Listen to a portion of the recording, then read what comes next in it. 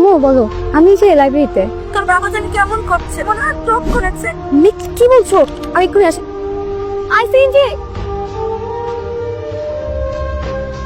Excuse me, আমাকে একটু help করতে পারবেন? কি হেল্প? আমাকে একটু বাসায় নামিয়ে দিবেন? না না সরি, আমার ইম্পর্টেন্ট কাজ আছে। দেখুন আমার বাবা স্ট্রোক করেছে, আমি যাওয়ার মতো কিচ্ছু পাচ্ছি না, আমাকে একটু হেল্প করেন না প্লিজ। আচ্ছা ঠিক আছে, উঠ। Thank you so much. এখানে এখানে এখানে রেখে দেন।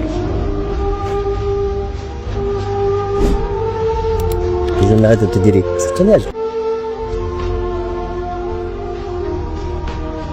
হ্যাঁ দোস্ত বল। তানভীর কই তুই? এই তো একটু বাইরে রে। দোস্ত একটা সাংঘাতিক ঘটনা ঘটে গেছে, তুই জলদি এলাকা ছেড়ে দূরে কোথাও চলে যা। বাইক স্টার্ট দে আর মোবাইলটা কানে রাখ, আমি তোকে সবকিছু খুলে বলছি। আমাকে তো ভয় লাগে। আরে ভয়ের কিছু নেই, আমরা তো কিছু করিনি তাই না? এর চেয়ে ভালো কদিন গা ঢাকা দিয়ে থাকি, একটু ঠান্ডা হলে আবার ফিরে আয়। ভালো হয় তুই ঢাকার বাইরে দূরে কোথাও চলে যা। আচ্ছা ঠিক আছে, আমি কল দেবো পরে তো। কিছু না, এত মিথ্যা কথা। মানে তুমি বাবাকে অসুস্থ বানিয়ে দিলে? অসুস্থই তো, তোর মতো বড় একটা মেয়ে ঘরে থাকলে সব বাবা মাই অসুস্থ। বলে আব্বুকে? তোর আব্বুই বলতে বলেছে আমাকে এই কথা। ছেলেকে কি করে সবই কিন্তু তুই জানিস। আগে এনগেজমেন্ট আজ করব কাল করব বলে বলে অনেক ঘুরিয়েছিস, আজকে ওরা আক্ট করে যাবে। মা এসব তুমি কি বলছো? তুমি আমাকে ভার্সিটি থেকে ডেকে এনে আমাকে বিয়ে দিয়ে দিবে? এটা তো তোর আব্বুর ডিসিশন। একটু ভাবতে দাও প্লিজ। তোর আব্বু কিছুতেই শুনবে না।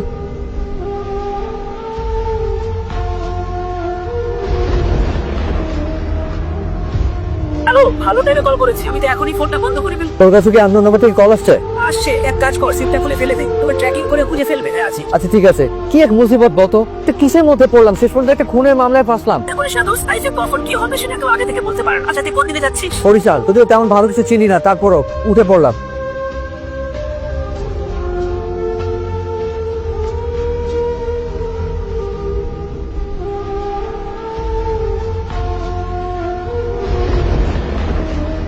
এই ছেলেটা আমাকে ভাই দিচ্ছে কেন? মান সম্মান বলে আর কিছু থাকলো না। মান সম্মানের কথাই ভাববা? মেয়েটা কই আছে, নিরাপদে আছে কিনা, এগুলো কিছু ভাববা না? না ভাববো না। যে মেয়ে তার নিজের বাবা মায়ের কথা ভাবে না, তার কথা কেন ভাববো? ফোনটাও বন্ধ। এটা কি মানুষ নাকি ভূত? যেখানে যাচ্ছে সেখানে সে।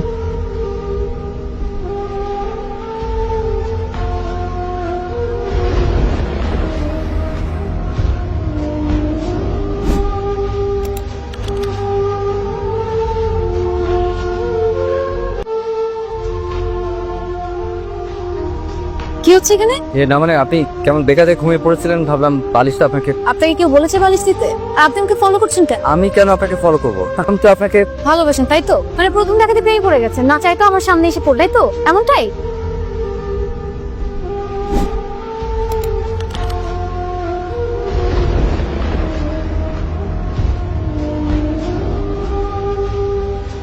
চলে যাচ্ছে, বসে বল। আচ্ছা ঠিক আছে, দেখ।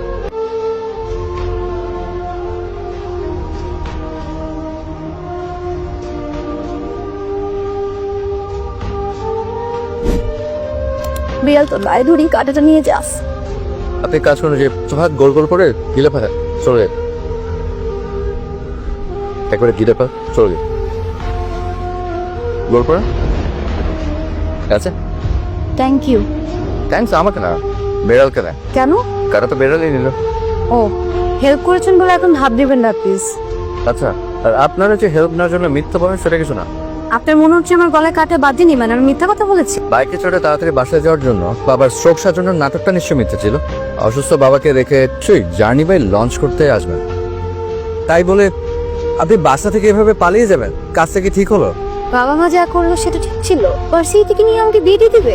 বিয়ে করে ফেলতে কি ছেলে ভালো ছিল না, নাকি বয়ফ্রেন্ড আছে? আর আবার কি বোকার মতো বয়ফ্রেন্ড তো অফকোর্স আছে, নাহলে আপনি এই কাজ কেউ করে? বয়ফ্রেন্ড নেই। মানে মানে যেটা বলেছি সেটা, বয়ফ্রেন্ড নেই। তাহলে আপনি পালিয়েছেন কার আশায়? যাবেন কোথায়? এই লঞ্চ এখানে যাবে সে বরিশালে আপনার কে আছে? কেউ না। আপনার সাহস আছে? সাহস না থাকলে কি একটা খুনির সঙ্গে দাঁড়িয়ে দাঁড়িয়ে গল্প করো? আপনি জানেন? জানি না, শুনেছি। আপনি লঞ্চ ওঠার পরে কার সঙ্গে কথা বলছেন তখন শুনেছি। তোর কাছে কি আপনার নাম্বার থেকে কল আসছে? আসছে। কি এক মুসিবত বলতো, শেষ পর্যন্ত খুনের মামলায় ফাঁসলাম। শোনা, আমি কিন্তু খুনি না, এসে গেছে। হ্যাঁ এটাই শুনেছি। আচ্ছা ঘটনা কি বলতো? কি আর, কপাল খারাপ হলে আর যা হয় আর। আমরা 4-5 জন বন্ধু সবসময় একটা টং দোকানে আড্ডা মারতাম, হলিল মামার টং, চা সিগারেট খেতাম আর কি। তো যেখানে আড্ডা দিতাম তার পাশেই একটা খুন হয়েছে, সবার ধারণা এই খুনের সাথে আমরা জড়িত। পুলিশ খুঁজছে আমাদের আর আমরা পালাচ্ছি। পুরা সিনেমার গল্পের মতো। সেটাই, আগে ভাবতাম এমনটা শুধু নাটক সিনেমা থেকেই সম্ভব, এখন দেখছি মানুষের জীবনের নাটকে আরো অনেক। সাথে যাবেন? যাও যায়। ও, ওটা আমাকে দে। না না ঠিক আছে। অসুবিধা নেই, দিন আমি নিয়ে পালাবো। ভালোবাসা এ দুটির কাছে আসা প্রিয়। আপনার আমাকে ভোরে ডেকে দেওয়ার কথা শুন। ও, বলেছি তো। ভোর হয়ে সকাল 8টা বাজে, লঞ্চ থেকে সবাই নেমে গেছে, শুধু আমরা ছাড়া। হ্যাঁ হ্যাঁ, আমরা বরিশালে চলে এসেছি, বিশ্বাস করুন আমার কথা। আপনার জন্য আমার ভোর থেকে দেখা হলো না। Next time. মানে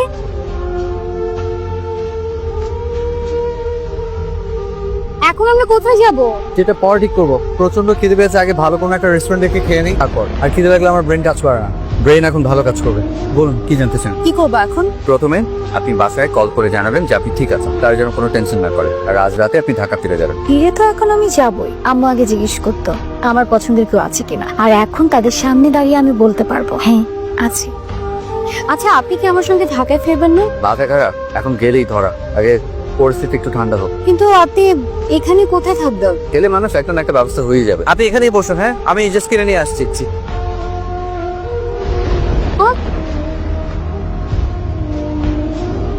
ভাই বাইরে অনেক গন্ডগোল আছে, আর তোর 2-3টে লাশ পড়ে যেত।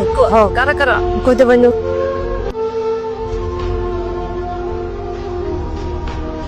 চুপচাপ কেন এখানে কেন না হবেন? যেখান থেকে নিয়ে আসছেন আমাকে ওখানে গিয়ে দিয়ে আসেন। না ওখানে যাবো না, আমি অন্য রিক্সাতে যান, ওখানে গ্যাঞ্জাম হইতে পারে। আমি এখন কিভাবে চিনবো? আচ্ছা, ওই জায়গাটার নাম কি? City market. City market. I মামা, যাবেন আপনি? মামা চলেন না, সামনেই কই।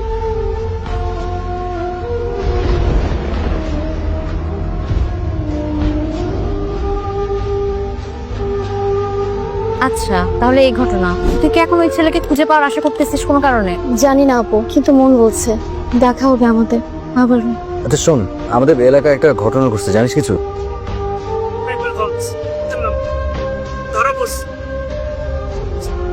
কি বলিস? কবে ধরা পড়লো?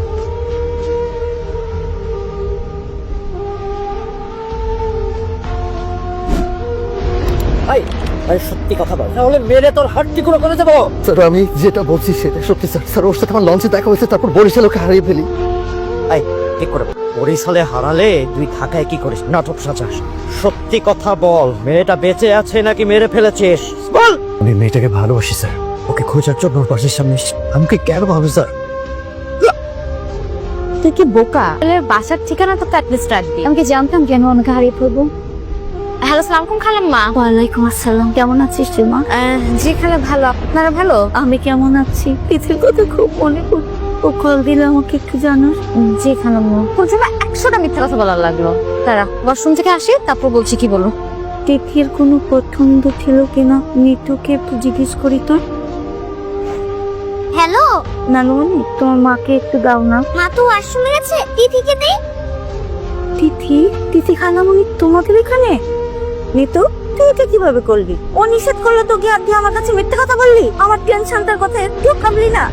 তুই কিভাবে করলি এটা? একবারও মা বাবার কথা ভাবলি না? আমাদের মান সম্মান গেছে, তোর বাবা অসুস্থ হয়ে গেছে, সাথে আরেকটা ছেলে শুধু শুধু বিপদে পড়েছে। কোন ছেলে? কোন ছেলে আমি কিভাবে বলবো? একটা ছেলে মোটরসাইকেল নিয়ে এসে আমাদের বাসার সামনে ঘুরঘুর করতো, তোর বাবা দেখে সন্দেহ করেছে, তারপর তো ওকে জেলে দিয়ে দিল। আবারও ফেসে গেলেন।